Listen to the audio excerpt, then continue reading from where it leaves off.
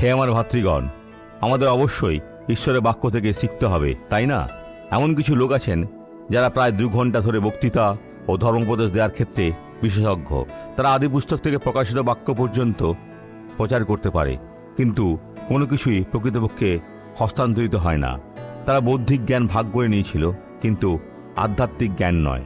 দেখুন বাইবেল কি বলে, ঈশ্বরের রাজ্য কি, এবং সারা বিশ্বে আমাদের কি প্রচার করতে হবে। কেননা ঈশ্বরের রাজ্য কথায় নয়, কিন্তু পরাক্রমে। ঈশ্বরের শক্তিতে।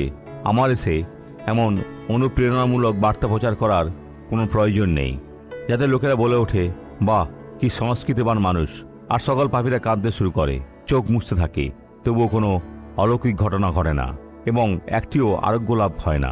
ঈশ্বরের রাজ্য কথা দিয়ে গঠিত নয়, এটাই জগতের রাজ্য, ধর্মতত্ত্বের রাজ্য।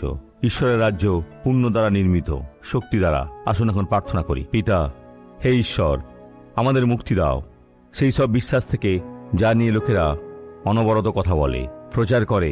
হে ঈশ্বর, এমন সব গান যা ভারতীয় মন্ত্রের মতো শোনায়, যা শুরু থেকে শেষ পর্যন্ত বারবার ফিরে আসে এবং আধ ঘন্টা পরেও সেই একই জিনিস। প্রভু, আমরা তোমার শক্তি দেখতে চাই, যা মানুষকে মাদক, বেশ্যাবৃত্তি, চুরি, জাদুবিদ্যা, প্রতিমা পূজা থেকে উদ্ধার করে, তোমার রাজ্য নিয়ে আসবে, সত্যের রাজ্যে এবং আনন্দময় এক রাজ্যে। যিশুর নামে প্রভু, তোমাকে অসংখ্য ধন্যবাদ। ঈশ্বর আপনার মঙ্গল করুন।